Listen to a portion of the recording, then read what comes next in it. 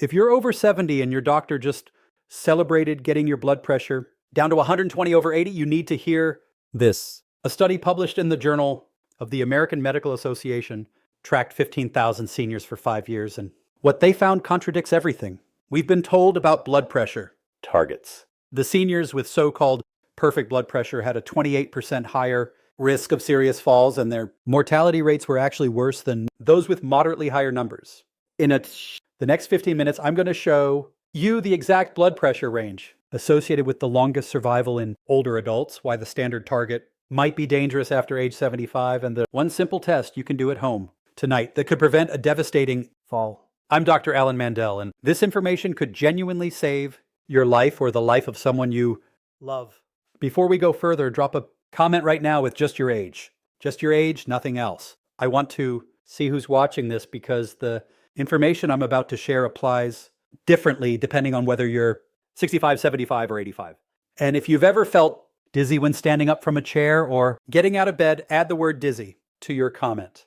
This is critical information I need to see, and you'll understand why in about 3 minutes. Here's what's happening in doctors' offices across the country right now. 78-year-old comes in for a checkup. Blood pressure reads 145/86. The doctor pulls up the standard guidelines. On the computer screen, sees that target of less than 130 systolic and immediately reaches for the prescription pad. One medication gets added, then another. Over the next 6 months, that blood pressure comes down beautifully. 124/78. The doctor is pleased. The patient gets a gold star on their chart. Everyone thinks this is a success story, but here's what the guidelines don't account for. That same 78-year-old now stands up to go to the bathroom at night, and their blood pressure drops from 124/78 down to 88/56 within seconds. Their brain isn't getting enough blood flow. The room spins. They reach for the wall but miss. And suddenly we're not talking about blood pressure numbers anymore. We're talking about a fractured hip, emergency, surgery, 3 weeks in rehab, and a cascade of complications that too often ends in loss of independence or worse. The research published just months ago in JAMA Internal Medicine should have made headlines everywhere, but most doctors still haven't seen it. Most patients certainly haven't heard about it. And that gap between what the research shows and what's happening in everyday medical practice is costing lives. Here's the part that's going to sound counterintuitive. And I need you to stay with me because this is where everything changes. For decades, the mantra has been simple. Lower blood pressure equals better health outcomes. And for middle-aged adults, people in their 40s and 50s, that's largely true. Getting blood pressure under control in midlife prevents heart attacks, strokes, and kidney disease down the road. The evidence is rock solid, but something fundamental changes after age 75. The research shows that seniors with systolic blood pressure between 130 and 145 actually live longer than those with pressure below 120. They have fewer falls, fewer fractures, fewer hospitalizations, and better cognitive function. The group that achieved that, textbook perfect 120/80, they had higher rates of dizziness, syncope. That's the medical term for fainting. Acute kidney injury, and yes, higher mortality rates. Now, if you're someone who values understanding the why behind the numbers, not just being told what to do, then what I'm about to explain is going to give you a completely different framework for thinking about blood pressure management as you age. Your cardiovascular system at 75 is not just an older version of your cardiovascular system at 45. It's fundamentally different in ways that change what blood pressure numbers mean for your health. Let me explain the 3 critical changes that happen with aging and why these changes demand different blood pressure targets. First, arterial stiffness. As you age, your arteries become less elastic. Think of a new garden hose versus one that's been out in the sun for 20 years. The old hose is stiffer, less flexible. Your arteries undergo a similar process called arteriosclerosis. When your heart pumps blood into stiff arteries, they can't expand and absorb the pressure wave the way young, flexible arteries can. This means you need slightly higher baseline pressure to ensure adequate blood flow reaches your brain and kidneys, especially when you're standing upright and blood has to flow against gravity. Second, baroreceptor function declines. Baroreceptors are tiny sensors in your blood, vessels that detect pressure changes and instantly signal your brain to adjust. When a young person stands up, their baroreceptors detect the pressure, drop within milliseconds, and trigger compensatory responses. Heart rate increases, blood vessels constrict, pressure stabilizes. But these baroreceptors become less sensitive with age. They respond more slowly. So if your baseline blood pressure is already low and your baroreceptors are sluggish, you get that dangerous drop in pressure when you stand what's called orthostatic hypotension. Third, medication metabolism changes. Your kidneys and liver don't clear medications as efficiently at 75 as they did at 45. A dose of blood pressure medication that's perfectly appropriate for a middle-aged person can be excessive for an older adult. The medication lingers in your system longer, has stronger effects, and can push blood pressure too low. Now, let me tell you exactly what this recent research found because the specifics matter. The study published in JAMA, Internal Medicine, followed 15,342 adults over the age of 75 for an average of 5 years. These weren't handpicked. Healthy seniors, these were real world. Older adults, including those with diabetes, prior strokes, heart disease, and varying levels of frailty. The researchers tracked their average blood pressure and then monitored what happened to them over those 5 years. They divided participants into groups based on their systolic blood pressure. One group maintained pressure below 120. Another group was between 120 and 130. Another between 130 and 140. Another between 140 and 150. And another above 150. Here's what they found. The lowest mortality rate was in the group with systolic pressure between 130 and 140, not below a 120, not the textbook perfect number, the moderate range. Those with pressure below 120 had a 28% increased risk of serious falls requiring hospitalization. They had higher rates of acute kidney injury, meaning their kidneys couldn't function properly with the lower pressure. And their overall mortality rate was 14% higher than those in the 130 to 140 range.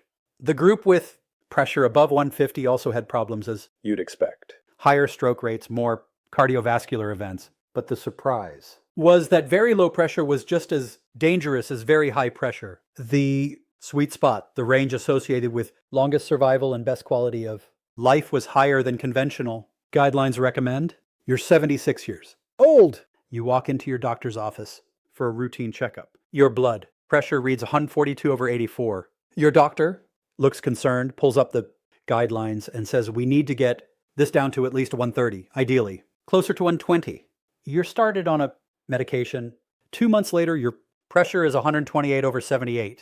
Your doctor is pleased, but suggests adding a second medication to get it just a bit lower. Another 2 months pass. Your pressure is now 122/76. Perfect. Your doctor says you feel fine at first, but then you start noticing something. When you get up from your chair to answer the phone, you feel momentarily lightated. When you stand up from the dinner table, there's a split second where the room seems to tilt. You mentioned this to your doctor, who says it's probably just age-related. Your blood vessels adjusting more slowly. Just stand up gradually. Take your time. But what's actually happening is that your blood pressure, which looks great when you're sitting still in the doctor's office, is dropping dramatically when you stand from 122/76, sitting down to perhaps 95/60 standing up. Your brain is experiencing repeated episodes of inadequate blood flow. You're at high risk for a fall, but nobody's checking for this because your sitting blood pressure looks textbook perfect. This scenario plays out thousands of times every day across the country, and it's preventable if we understand that blood pressure targets need to be individualized based on age and functional status, not applied universally. Here's what's shocking to me. There's a simple test that takes about 3 minutes and can identify whether your blood pressure medications are putting you at risk for falls. It's called orthostatic vital sign measurement, and most doctors aren't doing it routinely. Let me teach you how to do this test at home tonight because this information is potentially life-saving. You need a home blood pressure monitor. They're available at any pharmacy for about $30. Here's the protocol. Lie down flat on your bed or couch for 5 minutes. Just rest. After 5 minutes, check your blood pressure while still lying down. Write down both numbers, the systolic and diastolic. Now, stand up and immediately check your blood pressure again while standing. Don't wait. Check it right away. Write down those numbers. Now compare them. If your systolic blood pressure dropped by more than 20 points, or if your diastolic dropped by more than 10 points, you have orthostatic hypotension. This is a red flag. This means your blood pressure, medications may be too strong for you, or your target blood pressure may be too low for your physiology. Even if you're sitting or lying, blood pressure looks perfect by traditional standards. If it's dropping that much when you stand, you're at increased risk for falls. Let me give you specific numbers. Imagine your lying blood pressure is 125 over 78. Looks great on paper, but when you stand up, it drops to 98 over 64. That's a 27-point systolic drop. That's dangerous. Your brain is getting inadequate blood flow when you're upright, which is most of your waking hours. You might feel fine lying down or sitting, but when you're vertical, you're operating on insufficient pressure. This is the test your doctor should be doing at every visit if you're over 70 and on blood pressure medications. If they're not doing it, you can do it yourself and bring the results to your next appointment. So, what should your blood pressure actually be? I'm going to give you the ranges that research suggests are associated with the best outcomes for different age groups. But I need you to understand these are guidelines, not absolute rules. Your individual target should be determined in collaboration with your doctor based on your complete medical picture. For adults aged 65 to 74 who are generally healthy and active with no major medical conditions, research suggests a systolic blood pressure range of 130 to 140 is reasonable. This provides cardiovascular protection while maintaining adequate perfusion to organs for adults aged 75 to 84 who are relatively healthy. The evidence supports a systolic range of 135 to 145. Notice this is higher than the younger group. This accounts for increased arterial stiffness and slower Barrero receptor responses. For adults over 85, or for those who are frail regardless of age, a systolic range of 140 to 150 may be most appropriate. At this stage, preventing falls and maintaining quality of life often takes priority over aggressive blood pressure lowering. Now, what about diastolic? That bottom number. For older adults, diastolic pressure should generally stay above 65, ideally between 70 and 85. Very low. Diastolic pressure reduces blood flow to the heart muscle during the relaxation phase and can cause problems. If your diastolic is consistently below 60, that's something to discuss with your doctor, even if your systolic looks fine. What happens when someone is 73 years old with type 2 diabetes and a history of one heart attack 5 years ago? Their blood pressure is 148 over 6. Should they aim for 120 over 80? Probably not. Should they aim for 150 over 90? Also probably not. For someone in this situation, research suggests a target around 130 to 135 systolic might be optimal. Low enough to provide cardiovascular protection given the diabetes and heart history, but not so low that there's risk for orthostatic hypertension and falls. The key is that this target should be reached gradually with careful monitoring for side effects every time a medication is adjusted.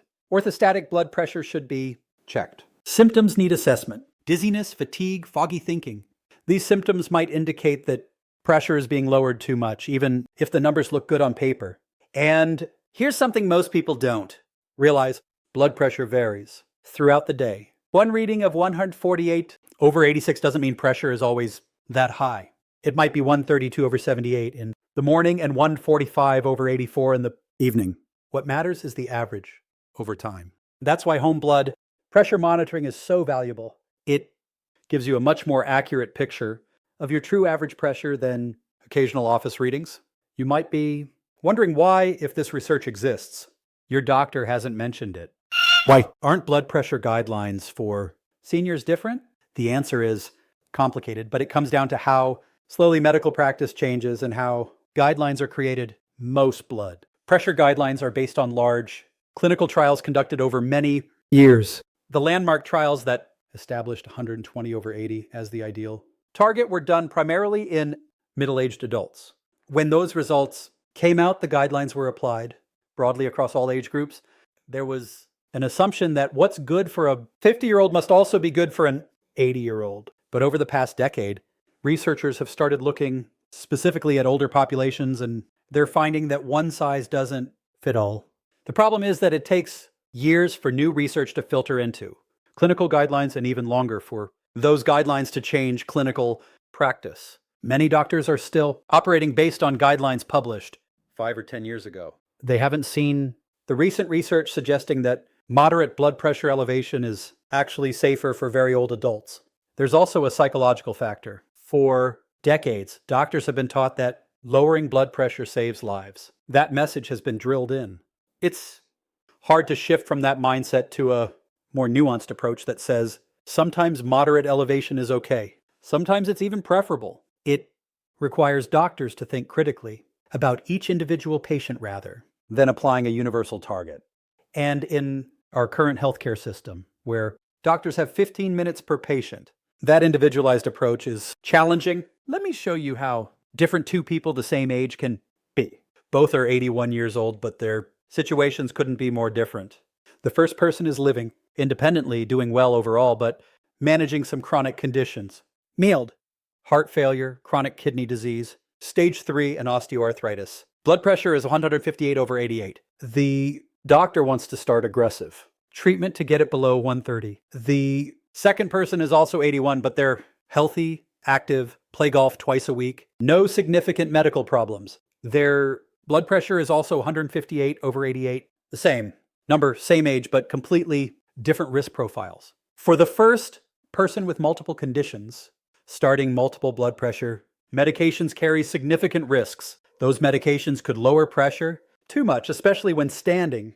They could worsen kidney function. They could cause dizziness and increase fall risk, which with osteoarthritis could be catastrophic. A more reasonable approach might be lifestyle modifications first. Then, if medications are necessary, a low dose of one medication with careful monitoring, accepting a target of perhaps 140 to 145 systolic rather than pushing aggressively toward 130. For the second person, the healthy 81-year-old, 158/88 might warrant treatment, but again, not aggressive treatment. Perhaps lifestyle changes could bring it down to 145/84, which for a healthy person that age might be perfectly acceptable without medications at all. Same numbers, different people, different approaches. This is called treating the patient, not the number. Let me give you specific concrete action. Steps you can implement starting tonight. First, if you're over 70 and on, blood pressure medications, purchase a home blood pressure monitor if you don't already have one. Check your pressure at the same time each day for 2 weeks, morning and evening. Keep a written log. This gives you an accurate average and helps you see patterns. Second, perform the orthostatic blood pressure test I described earlier. Lying down for 5 minutes, check pressure, then stand and check immediately. If you have a drop of more than 20 points systolic or 10 points diastolic, write that down to discuss with your doctor. Third, assess your symptoms honestly. Are you experiencing dizziness when standing? Unexplained fatigue, difficulty concentrating? These might be signs your blood pressure is too low, even if the numbers look fine. Fourth, schedule an appointment with your doctor specifically to discuss your blood pressure targets. Don't just accept a blanket statement that you need to be at 120/80. Ask what target is appropriate given your age, your other medical conditions, and your functional status. Bring your home blood pressure log. Bring your orthostatic measurements if you found a significant drop. Have an informed conversation. Fifth, if you're experiencing side effects from blood pressure medications, speak up. Don't suffer in silence. Many people assume that feeling dizzy or fatigued on medications is just something they have to live with.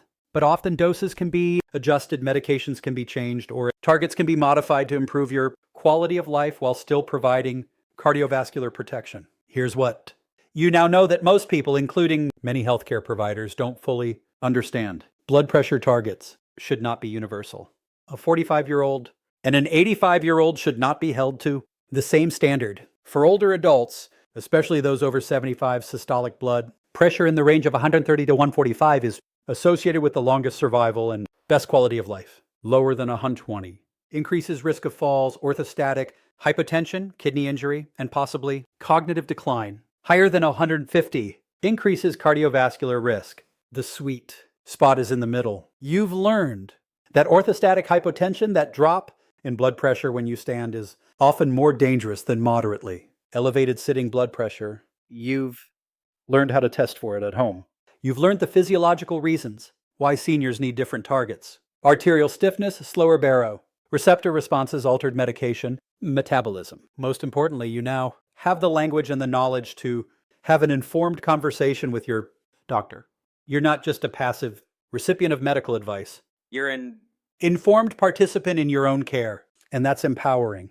You're now more informed about blood pressure management in older adults than probably 90% of people your age. You understand the nuance. That one size doesn't fit all.